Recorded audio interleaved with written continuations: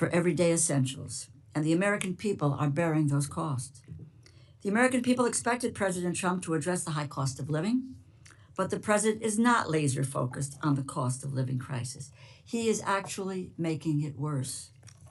Instead, he put billionaires like Elon Musk in charge of our government, and they are attacking civil servants who are not loyal to him, but to the Constitution and to the rule of law, and they are stealing programs, the funding for the programs that keep America's communities safe.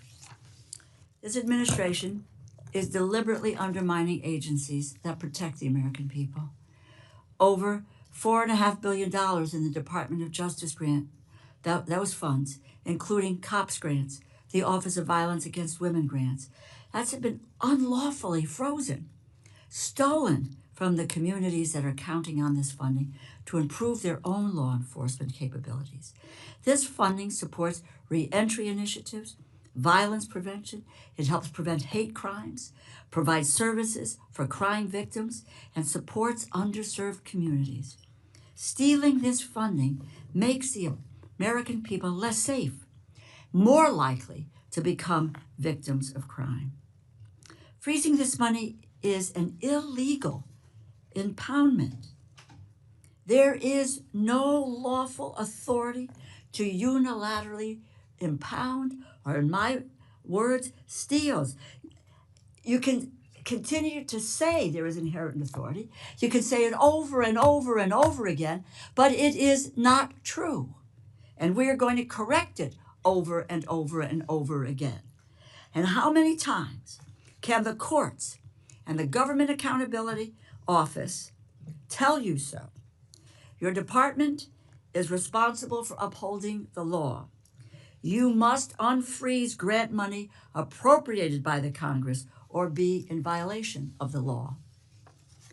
Moving to the next fiscal year, I'm eager to learn about how the Department of Justice will continue to fulfill its mission with a proposed budget that significantly cuts our nation's law enforcement agencies, key offices, and grant programs. The president's proposed budget would impair and defund the core law enforcement agencies that keep our communities safe. In essence, you are defunding law enforcement. It slashes funding for the FBI, the Drug Enforcement Administration, the Bureau of Alcohol, Tobacco, Firearms, and Explosives, limiting federal efforts to help our state and local enforcement combat gun violence, drug trafficking, and organized crime. The budget also targets DOJ's foundational legal divisions, cutting funding for civil rights enforcement, environmental protection, and even, yes, national security. It takes an axe to grant programs and other programs that support domestic violence survivors and local police departments. It dismantles DOJ's tax division, which will only make it easier for prominent tax cheats to avoid prosecution, further increasing the burden on honest taxpayers who pay what they owe. They pay what they owe. Our largest corporations do not. And why on earth does your budget slash the Department of Justice's Office of the Inspector General by 30%? Does this administration want to eliminate waste, fraud, and abuse or not? Our government's Inspector General are absolutely critical nonpartisan offices that help Congress and the American people eliminate and prevent that prevent fraud and corruption. This administration has directly undermined and even removed over a dozen of these offices across our government. Waste, fraud, and abuse are not the targets of the President Trump's White House. They are the primary objectives. This budget does not put the safety and security of the American people first. It puts white-collar criminals, drug traffickers, and violent offenders first, while eviscerating your department's ability to stop them. The Department of Justice exists to uphold the rule of law. The American people deserve assurance that everyone will be treated equally under the law. Instead, this administration breaks the law with reckless abandon. President Trump, like every other American, must follow the law. Russ Vought must follow the law. Secretaries Noem and Kennedy and McMahon must follow the law. and we must understand why your department is complicit in law-breaking from the highest office. I yield back. We want to say congratulations to the Attorney General on her selection to this very important post. But she brings a great record from her home state of Florida in her earlier part of her life. So we're proud of you and we welcome you to the subcommittee. And you're now recognized for an opening statement, which will be entered into the record. Thank you, Chairman. Good afternoon, Chairman Rogers, Member DeLauro, and Ranking Member Meng, and distinguished members of the subcommittee. I'm honored to appear before you today to present the President's fiscal year 2026 budget for the Department of Justice. I look forward to working with all of you to ensure continued support for the department and our many critical missions. President Trump's fiscal year 2026 budget proposal totals $34 billion for the Department of Justice. That money will support federal law enforcement as well as our state, local, and tribal law enforcement partners. My primary objective as Attorney General is to return the department to its core mission of keeping Americans safe and vigorously enforcing the law. This budget will allow us to continue doing just that. Since January 20th, we have dismantled deadly fentanyl networks across our country. We prosecuted MS-13 and TDA members using terrorism and RICO charges. We've seized thousands of illegal guns from cartels and extradited key cartel leaders into U.S. prisons. Last month, the FBI arrested 205 child predators in a single operation, and the DEA executed the largest fentanyl bust in the history across 4 states. We have also surged FBI resources to investigate thousands of violent crimes committed against American Indian and Alaskan Native people. These are just a few examples of what we've achieved thus far. The budget will allow us to continue doing our crucial work. We've also led the charge to enforce our immigration laws, rebuild our immigration system after 4 years of chaos, help secure our nation's borders, moreover. We must guarantee that our laws allow us to process, hold, and remove those who enter our country illegally. Our U.S. attorneys continue to effectively work with law enforcement at all levels to investigate and prosecute the increasing volume of immigrated-related criminal offenses. Additionally, the President and I have established and reinvigorated 3 task forces to enforce the administration's priorities. The Homeland Security Task Force is enhancing federal and state law enforcement cooperation to destroy criminal cartels, foreign gangs, and transnational criminal organizations throughout our country.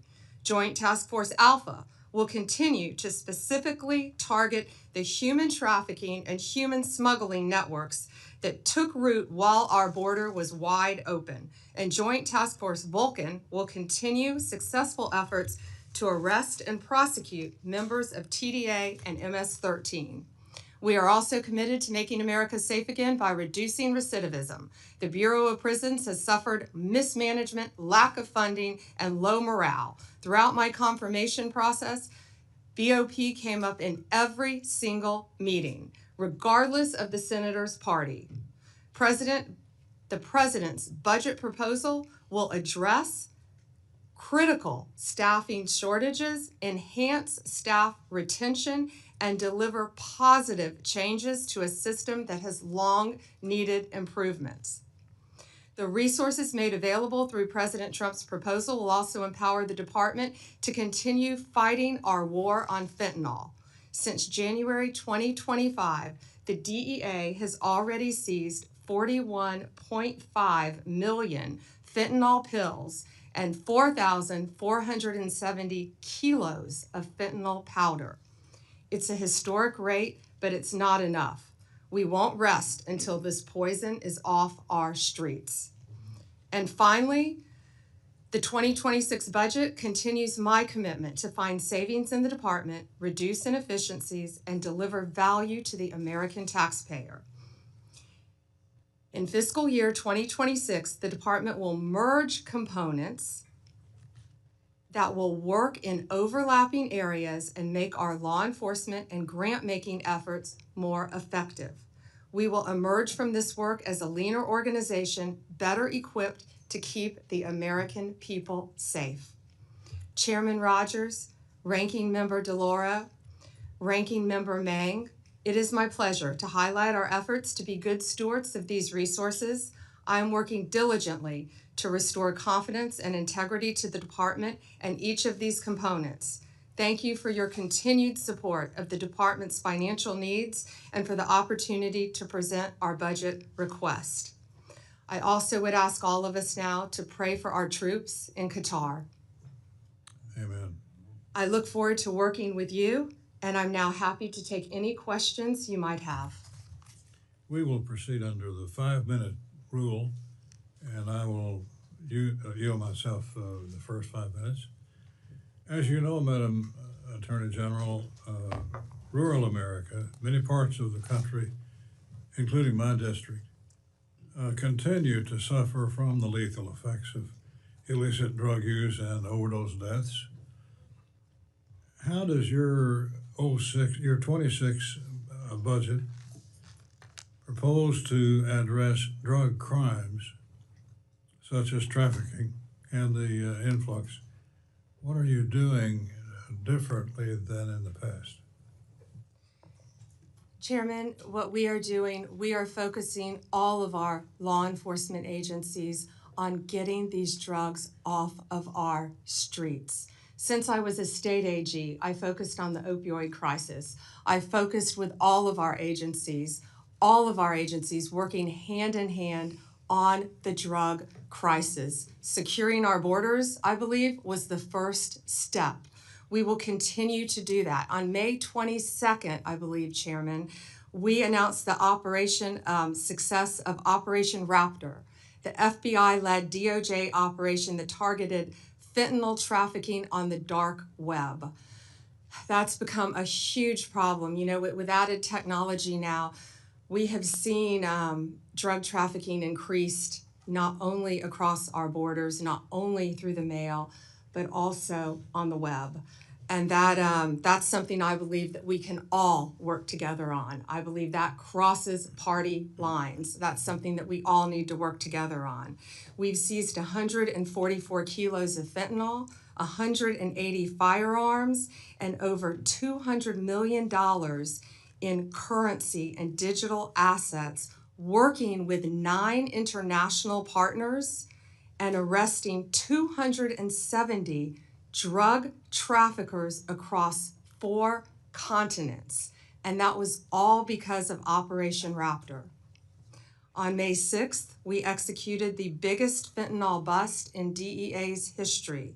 We dismantled a Sinaloa cartel that trafficked across 5 states: New Mexico, Arizona, Utah, Oregon, and Nevada.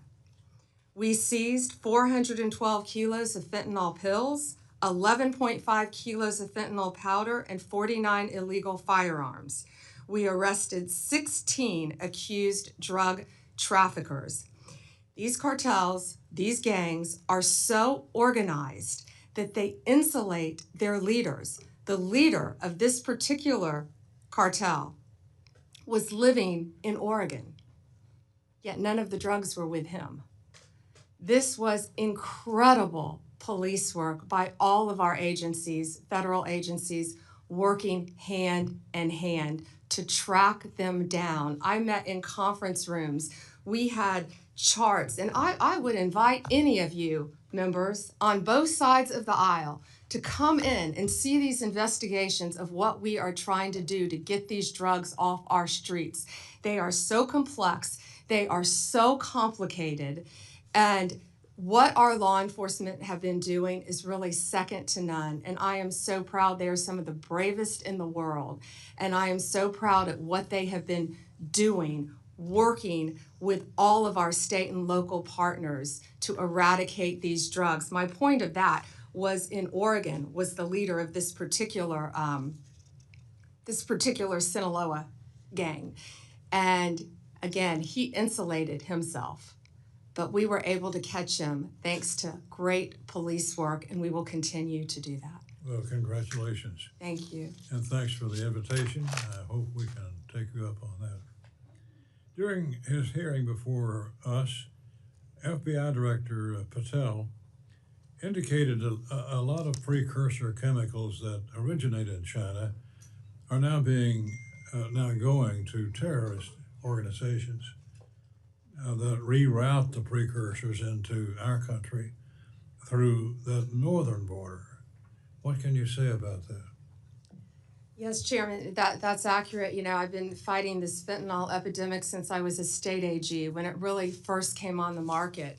Ironically, I was recently in Poland at a security conference with all of my counterparts around the world, and I will never forget something they said to me.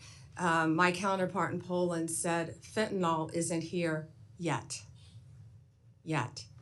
because they protect their borders. And yes, the northern border is now a great concern to all of us, I would think to everyone on this committee. And yeah, that's a great concern, but we will continue to do that. We are fighting to protect those precursors from coming in, as we know. And you know, what they keep doing is they're changing the precursors. And they continue to change them, and they continue to send them through Mexico, through Canada, on ships, through our ports of entry, into our country. But that's something we have to all work together on to stop. I went to our DEA lab. I met with our DEA.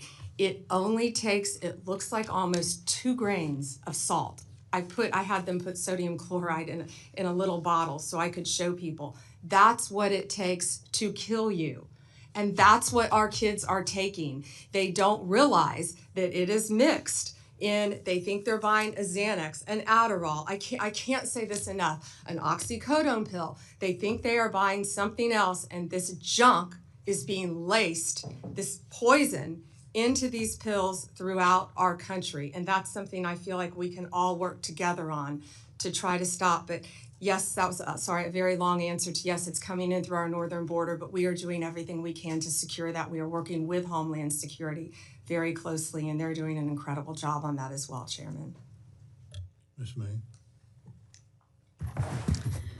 Madam Attorney General, I wanted to ask about a topic that's of great importance to many Americans and especially my constituents, which is about hate crimes. I'm really troubled that your budget proposes to end the grant programs that may help prevent some of these hate crimes. As you may know, I was the author of one of these programs, the Community-Based Approaches to Advancing Justice program, which was created in fiscal year 2022. This program supported local groups working to increase hate crimes reporting, give community members resources in languages other than English, and to improve relationships between local law enforcement and the community. It was a direct response to the rise in hate crimes targeting Asian Americans during the COVID-19 pandemic. You may recall in March 2021, 6 women of Asian descent were tragically murdered in Atlanta, Georgia. My Hate Crimes Act passed through Congress in May of that year with bipartisan support, including from several of my colleagues on the other side of the dais. For years, I've been hearing from constituents about how scared they felt and have been hearing from members of these communities as well as experts who've told me that one of the best ways to combat hate in this country is to fund prevention programs. So not just prosecution, but also prevention. I have a letter here that hate crime survivors and family members wrote to you in May, expressing their strongest concerns about the termination of these grants. Signed by people like family members of Emmett Till, James Byrd Jr., Matthew Shepard, and survivors of the Pittsburgh synagogue shooting. I asked unanimous consent to enter into the hearing record this letter from these survivors and family members to Attorney General Bondi regarding the termination of hate crimes related grant programs.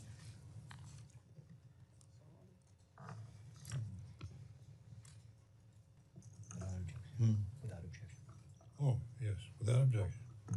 Thank you, Chairman. Attorney General Bondi, I absolutely share your support for our law enforcement and for the prosecution of hate crimes in a just way, but we must combat all forms of hate on all fronts, bringing together law enforcement and community leaders and members of the public. And these grant programs have helped many communities do exactly this. So I just wanted to ask and hear from you why there is a proposal to eliminate the three largest sources of DOJ funding for hate crime prevention programs. Yeah, and Ranking Member, can you list those three for me again? And I'm sorry, I have not received your letter yet, but I would welcome working with you on any issue regarding hate crimes in the Asian American community, in any community. I welcome working with you on that. Okay, yeah, I would love to. And this letter was sent May 15th, and we'll make sure that you and your team have received it. So the programs, one of them, for example, is named the Community-Based Approaches to Advancing Justice. 3 programs have been cut, and one of these programs literally help support our law enforcement departments locally, like our NYPD, to train and respond to hate crimes. Let me see. So we have 5,800 grants, Chairman, that come, Ranking Member, excuse me, that come through my office. 365 have been cut so far. That's approximately 6%. What I will tell you is we have turned back on 13 of those so far because people have reached out to me. If you want to reach out and talk to me directly, I will give you my cell phone. I would love to sit down with you and see if we can work that out. I'm sorry, I'm not familiar with those 3 directly. But again, we will, if you have on either side of the aisle any grants that you believe should be back on, I would love to meet with you and work with you on that. We're doing that on a case-by-case basis, and law enforcement is my top priority, especially hate crimes, violence against women, everything I've done my entire career as a prosecutor. I think we have a former prosecutor in the room too, and I look forward to working with you on those and seeing what we can do to help you. Great, we'd love to work together, and we will flag all the programs that have been impacted, including those that directly support our local law enforcement like NYPD. And just to be more specific, the 3 programs mentioned are Community-Based Approaches, Jabara Hire, No Hate, and Shepherd Bird. No Hate, Shepherd Bird. Thank you so much. Thank you. Mr. Gonzalez. Thank you, Chairman, and thank you, Attorney General, for being here today. You know, when the DOJ submitted their budget, the United States was a nation at peace, and now we're a nation at war. So my questions are going to be focused on national security. How many Iranian sleeper cells do we suspect are in the United States? Congressman, I can't talk about that in this setting, but what I can tell you is I know Homeland Security, I know the FBI. They are focusing on doing everything we can to keep our nation safe, and they will continue to do that. Yeah, it's a frightening time in which we live right now, but President Trump is committed to keeping all Americans safe, and we look forward to working with you on that. Great, thank you. How many active cases of threats to the homeland does DOJ currently have open as of today? Countless. I can't talk about those in this setting either. Obviously, anything pending regarding national security issues, but there is not a day that goes by that we don't discuss the issues that you just brought up with me at the Department of Justice. But I also know that our counterparts at DOD, HSI, the State Department, and all of our agencies are working together to make America safe and in turn, keep our world safe. This is very much on my mind. I spent 20 years in the military. I spent 5 years in Iraq and Afghanistan. These aren't, of course, these aren't dots on a board. And, you know, not only American lives abroad, what we saw today, are at risk, but it's also American lives here at home. And I don't want us looking back and going, what if? I want us to, as much as we can, get ahead of it, to give you the resources, the instruments that you need to go out and make sure that we're preventing things from happening, not waiting until after the fact. There was a report, you know, of over 1,500 Iranian nationals that have entered the country illegally over the last several years. Do we know out of those over 1,500 how many of those have been convicted of a crime? Yeah, I don't have the number of the conviction, but it's well over 1,000 have entered. Yes, I don't know if it's quite up to 1,500, but yes, it's well over 1,000 have entered our country. And I can tell you we are on high alert, and everyone is looking at that very closely. Just some things just don't line up as far as us. I see the world is on fire now more than ever before, right? Once again, when this budget was submitted, we were a nation at peace, and now things have changed. I look at this, I see law enforcement and national security has a reduction of 645 million, over 1,500 positions. The notes I have, the FBI will implement cost-saving measures. The largest decreases will be in criminal, cyber, response and service branches, and national security branches. FBI's criminal investigation, cyber, and international operations will reduce resources and support various investigations and partnerships. Additionally, the counterintelligence, counterterrorism, threat screening, and weapons of mass destruction programs experience reductions. I mention those things because those, in my eyes, those are the programs that we need more resources to, more manpower to. And not everything's about money. I mean, you alluded to this. A lot of times it's about being more efficient with the things that you're doing. I'd love to hear your thoughts on some of the way we're looking to get ahead of any problem sets. Thank you, and we can do more with less. Of course, you can always do more with more, but we're doing more with less. We're prioritizing, we're refocusing, and the budget request supports $7.5 billion for national security. Also, that's why it's very important, I believe, for all of you to support Big Beautiful Bill. The One Big Beautiful Bill gives us a lot of additional funding at the Department of Justice to carry out our mission. The Senate version gives us $11.82 billion. Currently, the House version gives us $3.3 billion. Hopefully, they will come to a compromise in there, but that's where it will truly help Department of Justice combat all of the issues that you brought up and many others. And thank you for your service to our country, especially now. I didn't realize that you had served in Iraq. Thank you.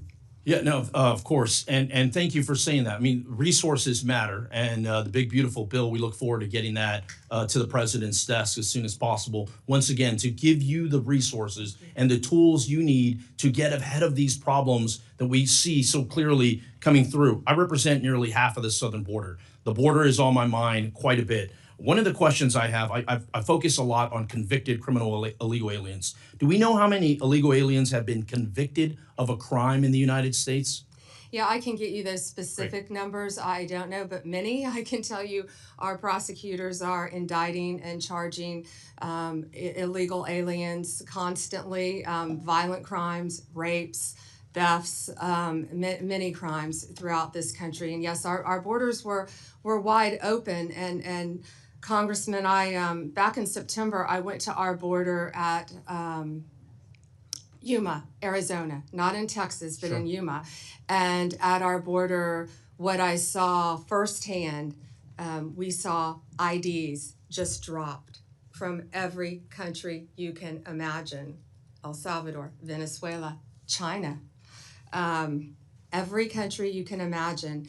And of course, I didn't see Iranian driver's license, but they are coming into our country. Yes, we know that's documented, but just walking into our country. And that's why Homeland Security, that's why ICE, that's why the FBI, that's why all of our agencies, DEA, ATF, are all working hand in hand to combat that and to keep Americans safe. And that is what President Trump is committed to doing. Thank you. Chairman, I yield back. Ms. DeLauro? Very much, Mr. Chairman. Just a quick note before I get to my questions. Fentanyl seizures are down 30% compared to last year, and that data is coming from the Customs and Border Patrol, CBP. I don't make it up, but fentanyl seizures are down. At your confirmation hearing, you asserted that you will do everything in your power to prevent illegal gun runners in our country. Your budget request for the Bureau of Alcohol, Tobacco, Firearms, and Explosives, ATF, proposes a cut of 26% below the current level. How can you justify such a massive cut without inevitably weakening ATF's ability to help our state and local law enforcement fight illegal gun trafficking? How many ATF law enforcement officers in industry operations investigators do you anticipate will be lost to attrition as a result of this funding reduction you're proposing? So, I am a career prosecutor, and I believe in keeping America safe, making America safe. First, what we're doing is ATF is going to be brought over with DEA. Everyone knows, everyone sitting up here, guns and drugs go together. They go together. We're going to make it more efficient. What I will tell you will not be happening is ATF agents will not be knocking on the doors of legal gun owners in the middle of the night asking them about their guns. They're going to be out on the streets. If I can finish, they're going to be out on the streets. I have three No, minutes. you asked me a question. I did, and you asked me a question, and you and I'm haven't gonna answered answer my it. question. So they're going to be out on the streets working You haven't hand in hand answered my with question. DEA You to haven't violate. answered. Mr. Chairman, I'd like an answer to my question. And the question is not being answered. How many ATF law enforcement officers and industry operations investigators do you anticipate will be lost to attrition as a result of the funding reduction you are proposing? You are proposing a 26% cut to ATF for fiscal year 2026, as well as a 4.4% cut to DEA. So you're going to merge the two agencies together, and then you're going to shortchange their resources, so neither one of them will be able to do the job that they have been designed to do. You've got a 34% cut to the high-intensity drug trafficking areas program, no dedicated money at all for the Organized Crime Drug Enforcement Task Force. So, my view, it's fair to say that the Trump administration proposal shortchanges federal efforts to stop illegal gun trafficking and federal efforts to stop the flow of dangerous illegal drugs like fentanyl. As I was attempting to answer your question very calmly, unlike you,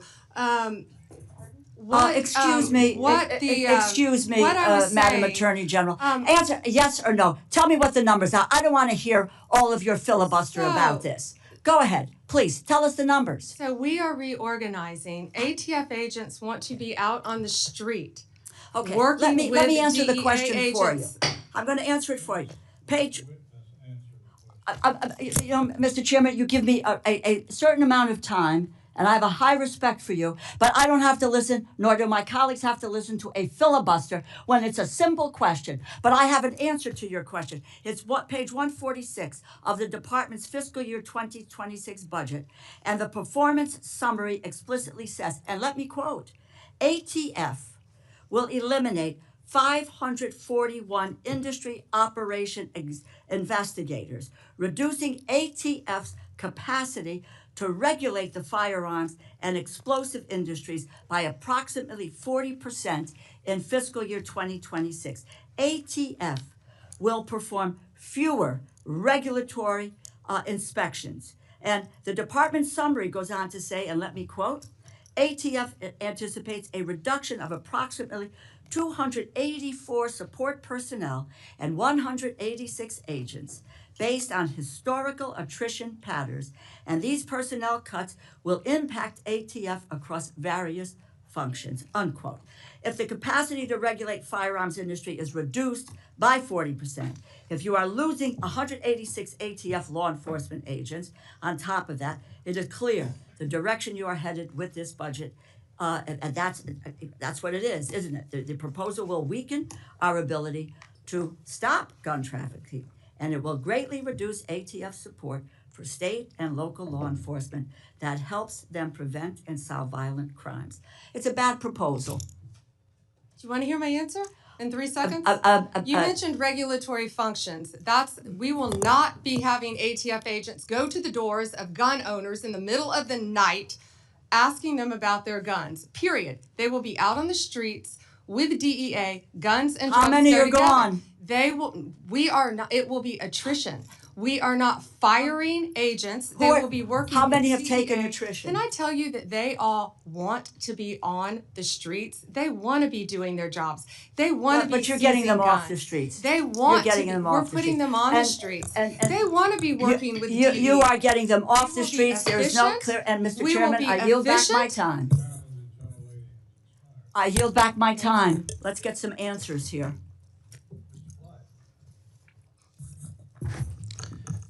Thank you, Mr. Chairman. And thank you, Attorney General Bondi, for being here today. You are, in my mind, a breath of fresh air to our Department of Justice. Thank you. So thank you for your dedication to the Constitution and for equal justice under the law. I am sorely impressed with your experience and how you have handled the Department of Justice so far. As we all know, under the Biden-Harris administration, the Department of Justice, FBI, and ATF were dangerously weaponized to target President Trump and everyday Americans, tactics more fitting of an authoritarian regime than a constitutional republic. From politically persecuting President Trump, then President Biden's chief political rival, to going after pro-life advocates like Mark Houck, the actions of the Attorney General Garland, Director Wray, and the DOJ leadership were unacceptable and unconstitutional, in my opinion. That's why I was very encouraged to see the President's FY26 budget commit to ending the weaponization within the Department of Justice and the FBI. And so, can you elaborate for me, how has the Trump administration's DOJ shifted away from politically motivated investigations and refocused on its core mission, prosecuting the most dangerous criminals? And you mentioned that a little bit in your opening remarks. So if you can focus on the moving away part, I'd appreciate it. Yeah, thank you, Congressman Clyde, and thank you for that. And also, our budget includes $1.2 billion and 2,444 agents for ATF. And those agents will be on the street with DEA. And thank you for letting me answer that question. Yes, ma'am. And we are prioritizing resources addressing illegal firearms and traffickers, and we will reduce unnecessary regulatory efforts, including what I just said about the weaponization. Mm-hmm. That's how ATF, I believe, was weaponized in the prior administration. Also, they were arresting peaceful protesters, the Biden administration, at abortion facilities. No longer. They targeted Catholics at church services. No longer. No longer will parents be arrested at school board meetings because they care about their children. That has ended under this department. That's why Donald Trump won the popular vote and the Electoral College by overwhelming margins. He made that crystal clear, and that's what's happening now in our country. That weaponization has ended. These ATF agents will be on the street fighting drugs. I have been a career prosecutor. ATF has taken thousands of guns off the streets since January 20th, working hand in hand with DEA. Drugs and guns go together. Core function, no more targeting and weaponizing our citizens by any of the agencies. Thank you. Thank you for that Congressman. commitment. Thank you. I was delighted to see that the Department of Justice's fiscal year 26 budget also included a dedicated fund for a firearm rights restoration initiative. Can you describe this initiative a little bit and any other steps that your department is taking to restore the Second Amendment rights to Americans who were unlawfully or unjustly stripped of them by prior administrations? Can you talk about that a little bit, please? Yes, Congressman, and that is the pardon power, of course, falls with the president, and he has been doing many pardons on that topic, and he will continue to do that, I am certain. Also, one other thing about ATF is our seizure of firearms is up 33% from this time last year. Thank you. Wanted to add that. Thank you. Thank you.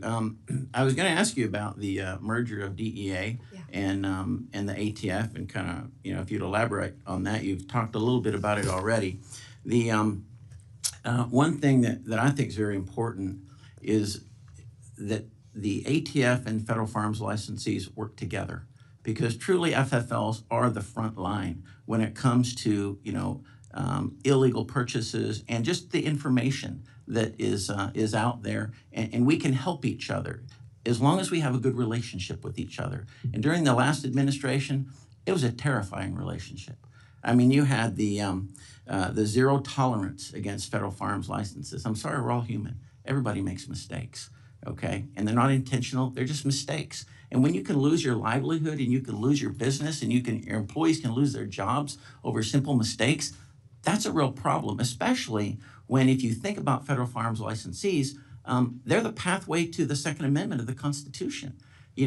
They enable individual participation in the protection of liberty. I mean, that's what federal firearms licensees do. So I think it's really important to have that critical relationship between ATF and the federal firearms licensees.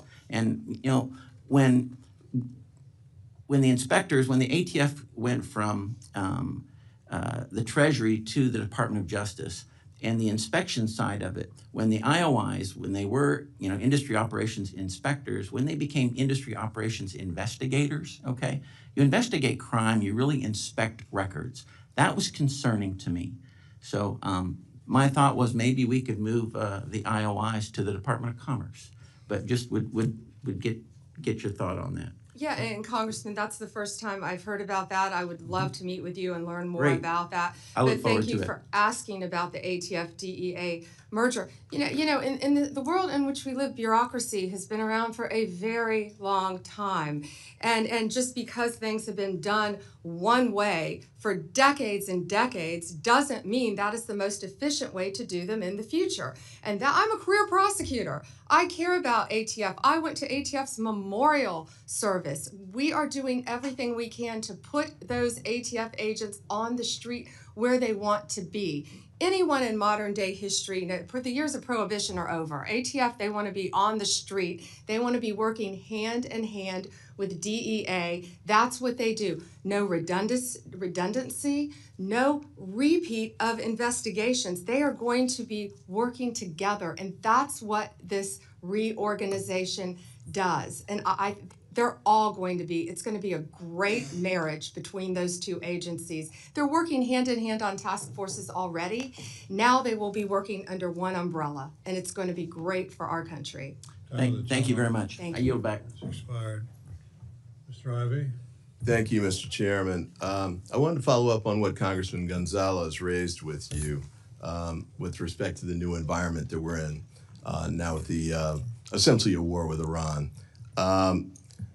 A few weeks ago, your FBI director sat in the same chair and said that he thought in the budget that's been proposed, they're about $11.2 billion short. He wanted an additional 1,100 positions that were lost to attrition, and 1,300 he wanted to have filled. That's before the scenario with Iran. Now, I know you submitted the budget already and you want to stick with it, but please take another look. This is a new environment. I think the points that the congressman raised are very valid with respect to the issue of sleeper cells and threats domestically here. Taking FBI agents off the street now is there isn't a worst possible time you could do it. So please reconsider that and move in a different direction on that, because we need more of them on the street, not fewer. Ms. DeLauro was raising issues with respect to your budget, the IOI cuts and the 86 agents that are going to be cut too. And the concern I have on that front, I know you're saying they want to be on the street, but they're ATF agents that do things that aren't on the street. So like, for example, the NIBIN work where they match the cartridges to the guns is critical. And I'm very concerned that some of the cuts you're going to make are going to impact that. And the NIBIN pieces are critical for state and local law enforcement. It's like you used to be, because a lot of them don't have the resources to track it down. And the information that they can get, they can turn it around in 48 hours. So the man who attempted to assassinate now President Trump, the connection that was made was through this apparatus, this approach. The same thing with the Minnesota assassin. So that's an area where we can't afford to have those kind of cuts, I don't think, at this time. And the performance of fewer regulatory inspections. I had gun dealers in my district who needed those inspections to take place. And important findings have been made, certainly with respect to tracking crime guns and cracking down on gun dealers who are working illicitly. I'm not saying they all do. I mean, many of them operate in the right way, but the only way to track it down is through inspections that have to be aggressive. And by the way, even under the current regime or the previous regime, I think some of them didn't get inspections for maybe every 10 years or so. So it wasn't like it's a constant harassment piece. But I've got some folks here in the corner of the hearing room who are from my district. Moms Demand Action, DMV Mothers Like Me, Women's Missionary Society. I met with them a few weeks ago, And the concern was the issue of gun violence on our streets and the desire to make sure that the federal presence continues to push hard to make sure we close those cases. You're reducing resources, you're reducing the number of agents, as Mr. Patel said. That's moving in the opposite direction. What response would you give to them with respect to the steps that you're taking to make sure not only that we stay safe, but we get even safer and do even more to get violent offenders off the street and get the guns off the street before the violent offenders get them? So first, Congressman Ivey, you're a former prosecutor, and I'm smiling because I could see that in some of your questions. Thank you for those questions. I'm going to try to answer them all in order of how you ask them. You ask about the FBI, our budget, and Director Patel clarified that in front of the Senate, I think, and our budget includes $10.1 billion, 12,926 agents for the FBI. I think clarification would be gentle. It was a complete flip-flop on what he said when he was here. And he was asked 3 times by Ms. DeLauro just to make sure that he was right about what he had said when he was testifying. They prioritized realignment of personnel to the field to carry out national security, which you just talked about, intelligence, criminal law enforcement, and criminal justice missions. Can I do this? Can I just keep? I only have 34 seconds to answer you, and I really want to answer. For you, and I'd love. You're asking 3 questions, and you haven't let me answer one. I'd love to get your answers in writing. Quick questions. Niven. When you were the Attorney General in Florida, Chairman, can I answer the question? You offered after the Parkland shooting. I believe this is my time under the rules, and I had. Stop the clock. Can we stop the clock? Stop the clock at a different. Mr. Chairman, what I just said was, if you could submit your answers in writing, that would be great. I don't think I've made any kind of statement that's been accusatory with respect to her or her professional reputation. There's been no attack on her. These were just questions that were asked. I'm seeking the answers in writing, which would be great. But I have a couple others that I'd like to ask too, and we'll do them on. No, it hasn't. You cut me off when there were 30 seconds left. Yeah. So, well, that's true too. A couple of you all went over like a minute and a half. Over almost 2 minutes. I just would like my 30 seconds back. And then if she can submit answers in writing, that'll be fine. But, but I want to get these questions in while she's here. Go ahead. I want to ask the questions and she can submit the answers. This is my 5 minutes. I get to do it the way I want to do it. Under the committee rules and under the House rules. These are my 5 minutes. And as I said, I have not been disrespectful to this witness. I have not. Or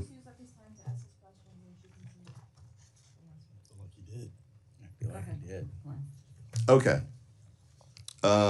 When you were the Attorney General in Florida, after the Parkland shooting, my understanding is you moved to ban gun sales to people under 21. Is that a position that you would take now as the Attorney General? I have a bill, H.R. 2368, which does something like that. I would be interested in if you'd be willing to co-sponsor or support that bill. You also moved to enact red flag laws, allowing a judge temporarily to confiscate weapons when he or she viewed that the person was at risk of hurting himself or someone else. Is that a position you would continue to support now? And the last one is ghost guns. Ghost guns, I don't think you took a position on it back when you were the AG in Florida, but we've had 2 bills come through here in the Congress, all Democratic co-sponsors. I think there's no argument that ghost guns have any, appropriate use on the street. They only help criminals avoid prosecution. Would you support a legislative ban on ghost guns? And with that, I yield back.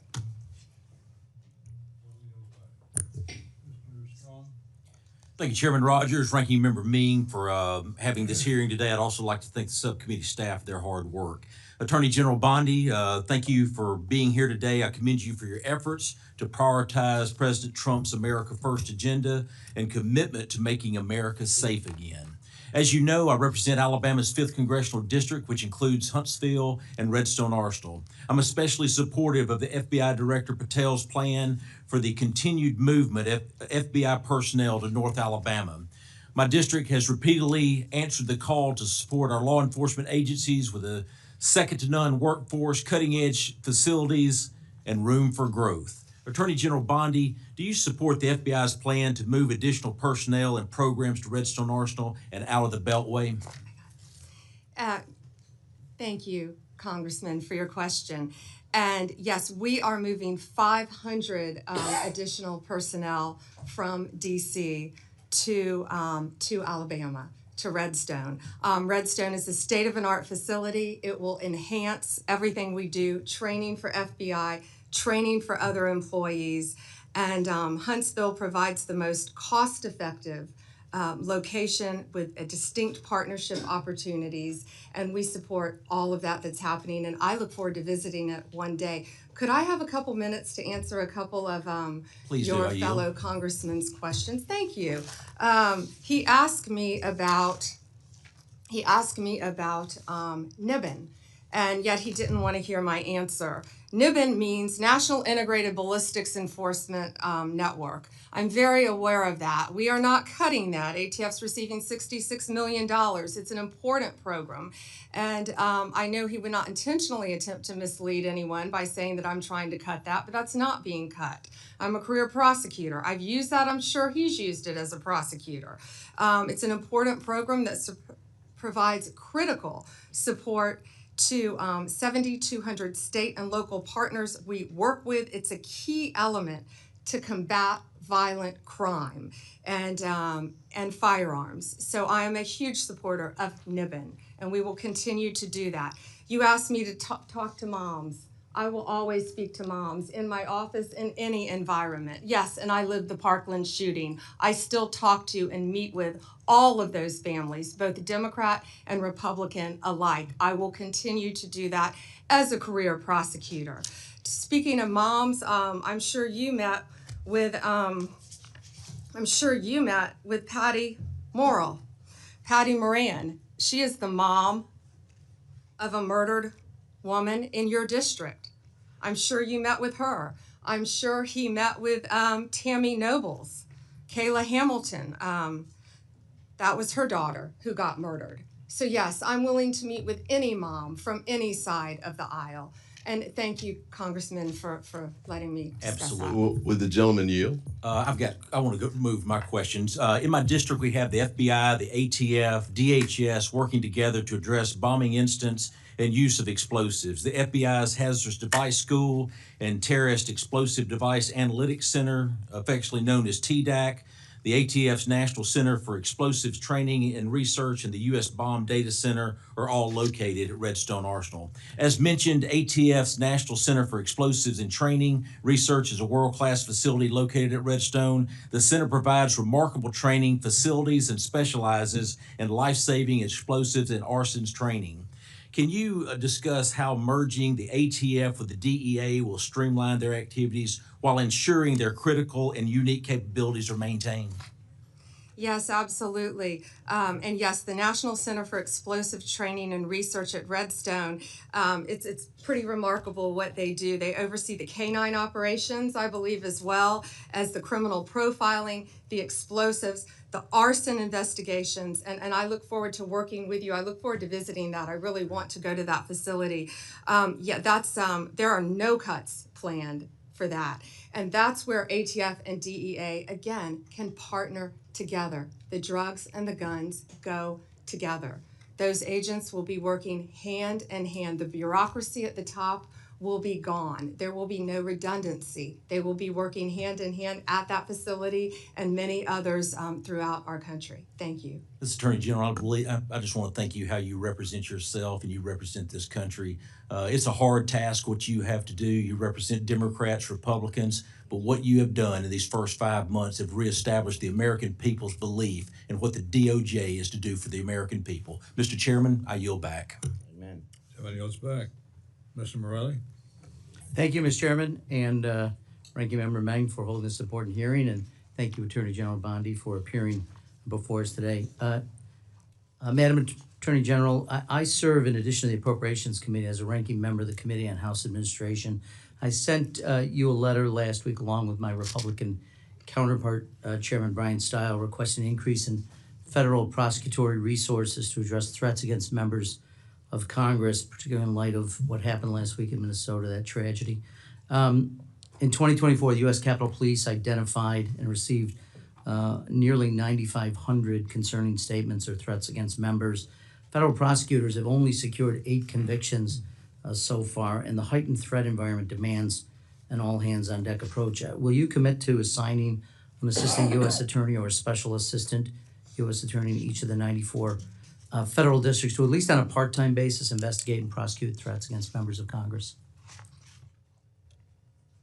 So thank you for bringing that up, and I take that very seriously. Not only what happened in Minnesota was horrible. I've spoken to Keith Ellison. I've spoken to Amy Klobuchar about that. It's horrible. We are involved in that. The FBI was involved. Our U.S. attorneys are involved. Many of these are district to district. So the way we're doing that is, I will tell you, my National Security Division is involved in all of those and assisting in those. We meet every single morning and we discuss that. But many of those, Minnesota, will be handled in the state in which it happened. Another one is Governor. I'm sorry if I can keep going. I'm sorry. Sure. I don't mean Quickly, to. though. I filibuster. Governor Shapiro and what happened in Pennsylvania with Governor Shapiro. I've spoken to Governor Shapiro. We are working hand in hand, our U.S. attorney with the district attorney there, hand in hand, just like in Minnesota. I made sure our U.S. attorney and our district attorneys there were working hand in hand. Political party doesn't matter when something like this happens. And I also want to make sure all members of Congress are safe as well.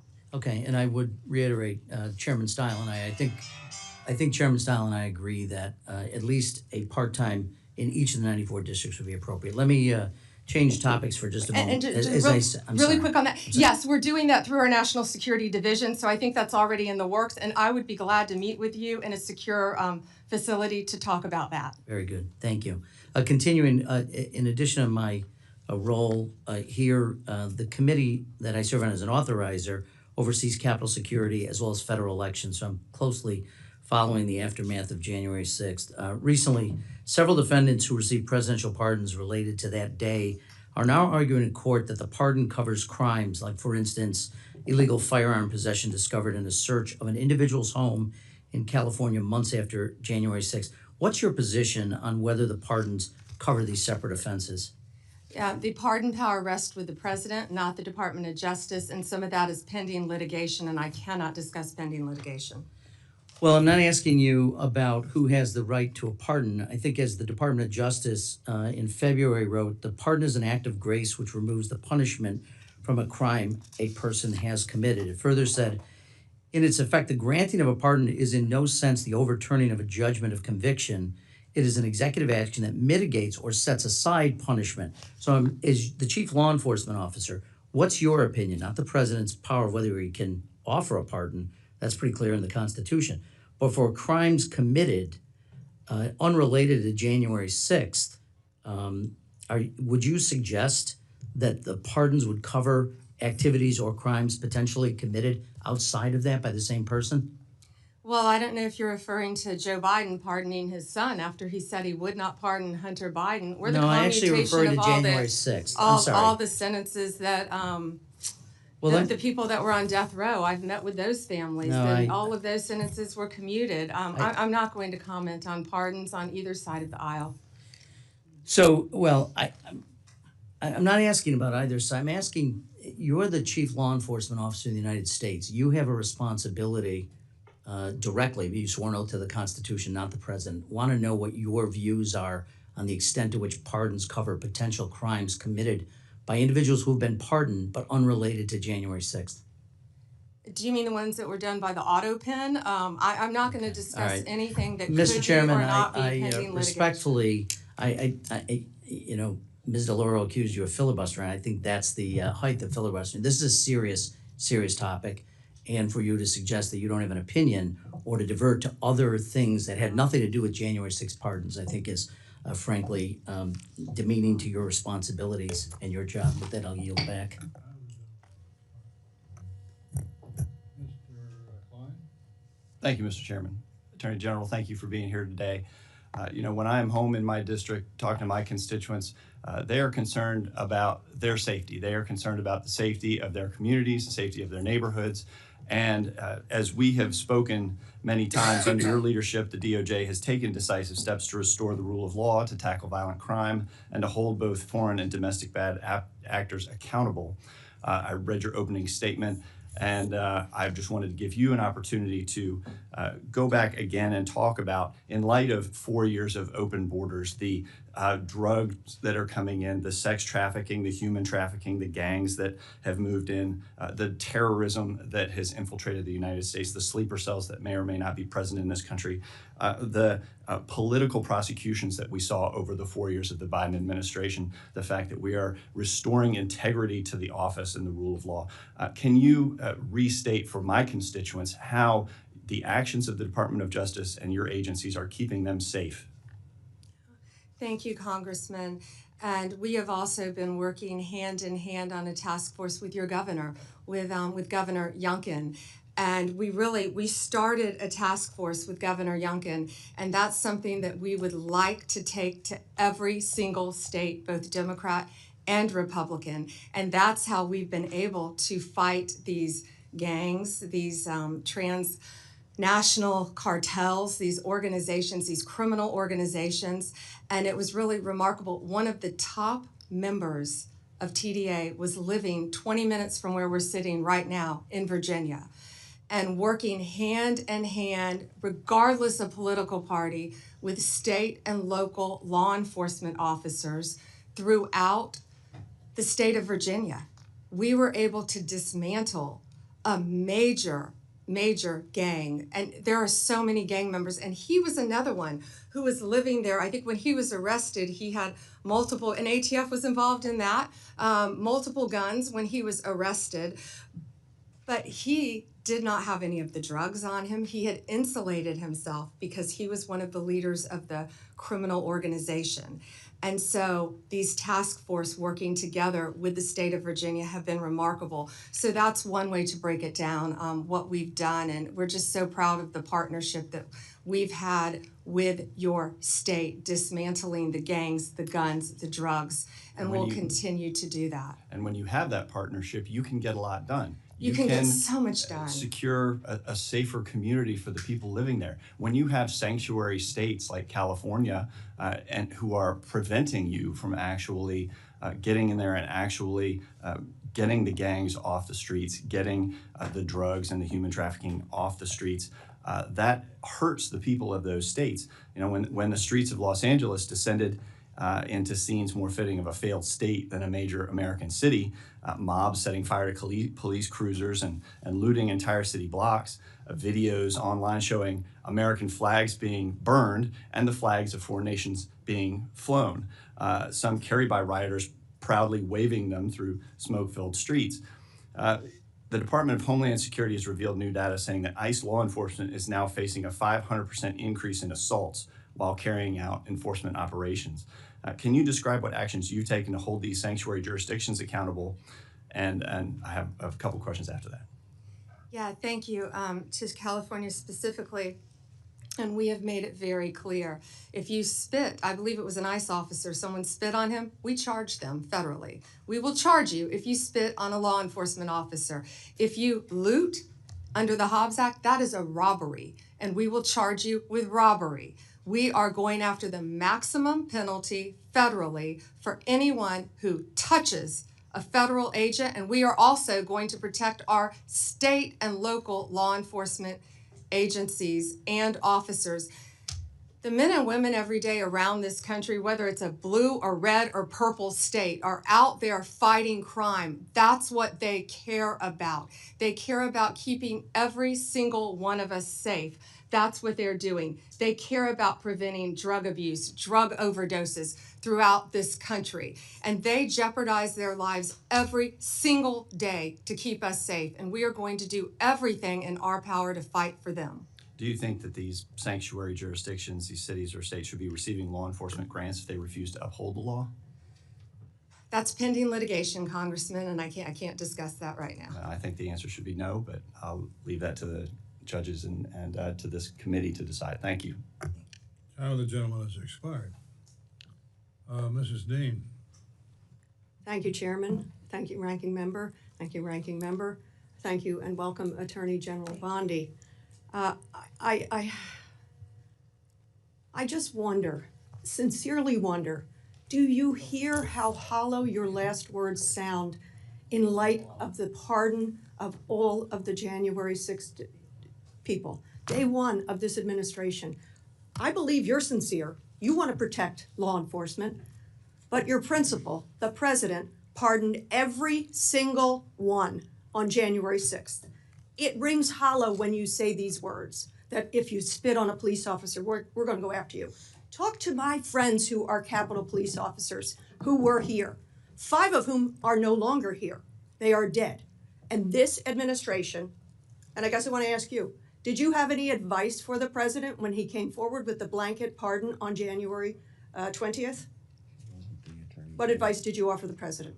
I am never going to talk about conversations, advice you in asked any for- way. were you asked I'm for never advice? going to talk about discussions I've had Because or have you'll- not had. you'll But I remember- can answer with the President of the Yes or United no? States. Did you give him any advice, yes or no?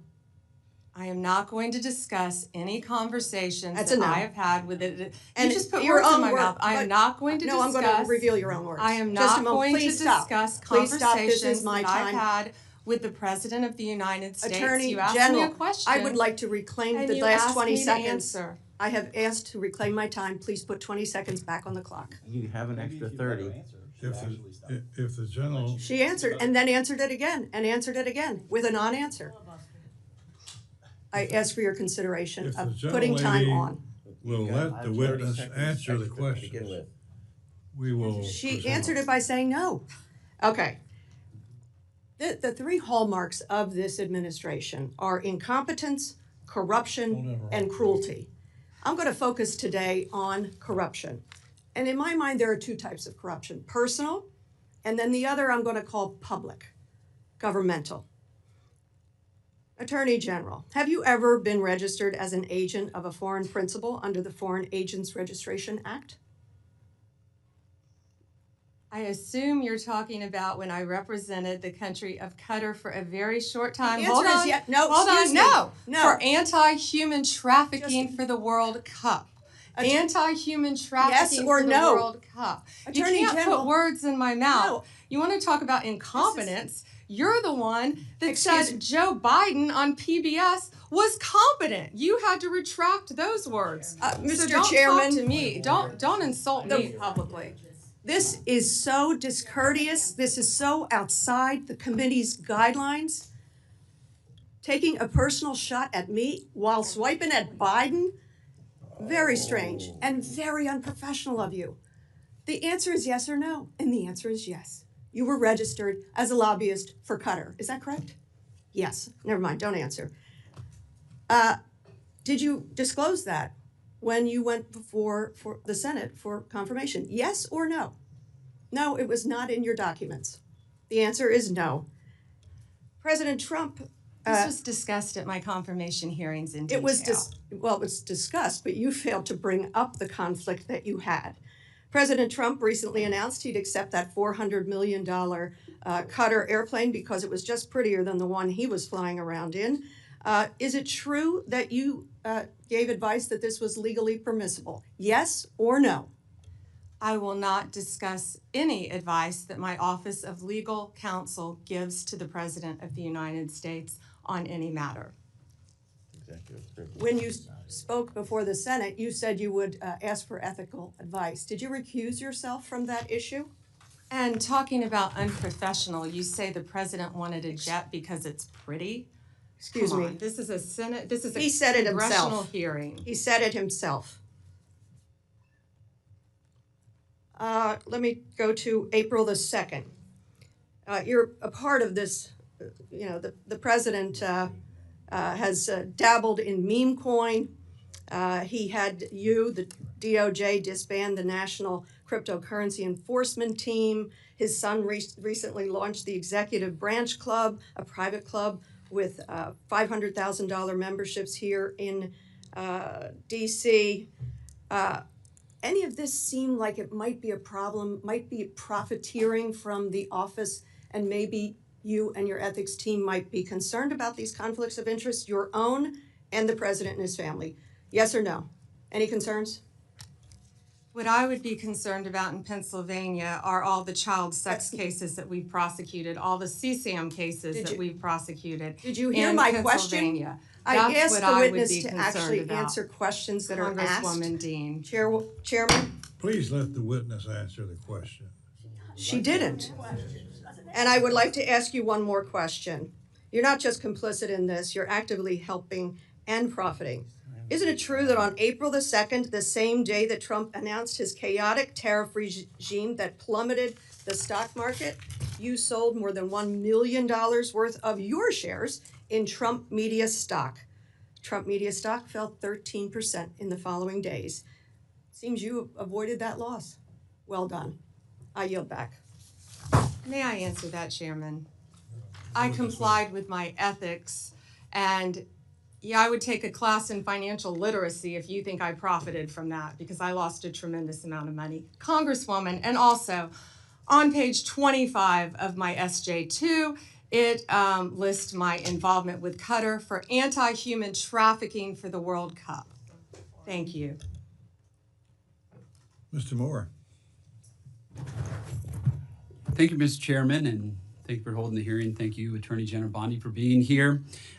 You just mentioned this previously, and obviously, as you're aware, about the recently uncovered information about the FBI's egregious, politically motivated anti-Catholic field memo, which was disseminated to more than 1,000 employees. The Biden administration claimed that this memo only was circulated at the Richmond field office. It's now clear that this memo went much beyond just that one field office. This was a memo that suggested that Catholics, based on their theological beliefs and practices, were radical, and that their traditional parishes were vectors for extremism. The FBI went so far as to infiltrate and spy on Sunday masses. So, Attorney General Bondi, I'm grateful for your efforts to combat anti-Christian bias, including the task force you recently stood up. It's clear from both the original leaked memo and the additional documentation that has been released that extremist Southern Poverty Law Center was the basis for this anti-Catholic bigotry coming from the FBI. Will you commit to not use the Southern Poverty Law Center to determine who is a hate group? Committed to working with you on that, Congressman, and thank you for bringing that up about, that was horrible what happened to Catholics and that memo. It didn't just happen to Catholics, of course, it happened to parents at school boards. It happened to people who were peacefully protesting at abortion clinics. That's the end of weaponization under the Trump administration. Well, thank you for that, Attorney General Bondi. What additional resources can this committee provide to further execute your efforts to eradicate anti-Christian bias in the federal government? Yeah, we're committed to working with you. Our Civil Rights Division, led by Harmeet Dillon, is doing an incredible job working on those issues and many more. Our Civil Rights Division, I met with her this morning. I talk to them almost daily, and they are working to protect people of all religions. And, especially now, I'm actually surprised that hasn't come up yet this morning, but in light of everything happening with Israel, all of the anti-Semitic things that have been happening around our country. I went to the crime scene here in DC of 2 young people who were leaving a Jewish museum and were gunned down simply because of their religion. It was horrific. It was horrific. And then in Boulder, Colorado, when a Holocaust survivor was firebombed, lit on fire because she was Jewish. And so it's not only Catholics, it's every religion, and even mosques that were slow walked under the Biden administration and not allowed to open. We will protect every religion in this country. Well, thank you for your commitment to that, and I truly appreciate it, and I think everybody of faith in the United States appreciates that. And I just want to switch gears real quick to just another topic. In 2022, the DC Metropolitan Police recovered the remains of 5 unborn children, apparently from a DC abortion mill, which appeared to be the victims, these 5 remains that were found, victims of a brutal partial birth abortions. As you know, Congress passed a bipartisan law outlawing this gruesome practice in the early 2000s. Public reporting suggests that the President Biden's DOJ directed the DC chief medical examiner to destroy the remains of the children without performing an autopsy, which the CME appears not to have done yet.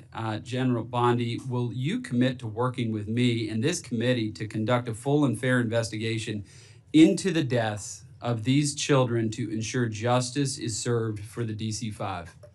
Yeah, and Congressman, that is a ongoing investigation and pending, so I cannot discuss that in this forum.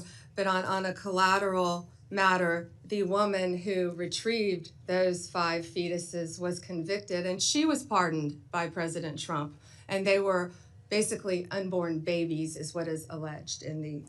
But I can't discuss it any further. All right, thank you, Mr. Chairman, and thank you, Attorney General Bondi. I yield back. Mr. Mervin. Thank you, Chairman. Thank you, Ranking Member. Attorney General, thank you for joining us today. Our law enforcement officers, first responders, and local safety agencies are the backbone of our communities. In Northwest Indiana, I've worked hard to bring critical federal grant dollars home, funds that directly support the brave men and women who protect us every day. Unfortunately, funding for 2025 has been rescinded, weakening our public safety framework and making our neighborhoods less safe. I firsthand have a positive impact in securing dollars and investments for Gary, Indiana, East Chicago, Lake County, and Michigan City that were force multipliers that were technology such as license plate readers and the COPS grant. I'm asking you today, what can we do to ensure that those funds are going to continue to flow to my district? And in light of the HIDA, I'm in Northwest Indiana, Gary, Indiana. We are a HIDA district where we have the Chicago traffic. That's vitally important to my district. I just need commitments that that funding will continue to be going forward and that our agencies will have that support. Congressman, thank you for bringing that up. I'm well aware of the HIDA. I believe that's in Maryville. Is that correct? You are correct. And yes, that funding will remain where it is. We do not intend on touching that funding. We want to protect HIDA. Very good. So in light of the escalation with Iran, part of our cybersecurity and our infrastructure when it comes to our electric grid, our banking systems, that is a new threat. Does this budget reflect increasing our cybersecurity protections, and how is the Department of Justice going to protect our infrastructure when it comes to bad actors such as Iran coming directly at our infrastructure in a cyber attack? Yeah, we have $50 million for cybersecurity, and also in the one big with an M, 50 million. 50 million, okay. Yeah, but also in the one big beautiful bill, it is also addressed to give us more resources. And you know, it's not only Iran, as you well know, it's China as well. But right. Yes, I wholeheartedly agree with you. In the reconciliation, tomato, in the reconciliation bill, can you tell me what more resources are going to go towards cybersecurity? Because I was under the impression that was decreased. Can I get you? I will get you those numbers. Okay. Yes. I want to do everything I can to help you protect cybersecurity, all of us in this country, not only again with Iran, but also with China and all of our foreign adversaries around the world. Okay. And then just a question of curiosity that I have. Director Patel was here a couple of weeks ago, and we talked about the emails that went to the FBI agents, meaning, please tell us what you did at the end of the week. Give us 5 reasons why you did. At first, Director Patel said that didn't exist. Then he specifically said, well, that came from the Department of Justice to the FBI agents. And his words, I told them not to fulfill that obligation. How do you manage that if you give a directive to your director of FBI and he chooses not to fulfill that? And where did that information go? So when someone from the FBI, an agent, fulfilled that obligation of giving you the information of what they were working on, where did that data go and how is it secured? Yeah, and Congressman, I'd be happy to see who answered that, but I asked, when I learned about it, I asked that it be withdrawn, and it was, that email. When you learned about the email going to the FBI agents, you asked them to withdraw it. Who did you ask to have it withdrawn? My entire office, and it was. So it is unknown who sent that email? Well, it came from my office, but when I learned it went to the FBI, we asked that it be withdrawn. Where is the gap of my understanding? If it came from your office, you're telling me you didn't send it? I didn't realize it went to the FBI. That email went out. So- and the purpose of that email was to make sure, just so you know, it was to make sure that these people were sitting at their desk and working and alive. That there were people actually Okay, and responding. I agree. It could have been, I got up and got a cup of coffee. Sure. That So was without the going into purpose. that, the people that did answer it, where did that data go? I will find out and I will get you that information. And I only ask as a national security issue as Absolutely. they're working on sensitive issues. And I thank you for joining us, and I yield back my time. Thank you. Gentleman yields back. That concludes today's hearing. I want to thank our witness, Attorney General Bondi, for being here today. We would normally like to do another round of questions, but we don't have time. The gentle lady, the Attorney General, has meetings scheduled, I think, at 4 o'clock. Thank you. So we will not be able to do a second round because of that. So without objection, members may have 7 days to submit additional questions for the record. Subcommittee stands adjourned.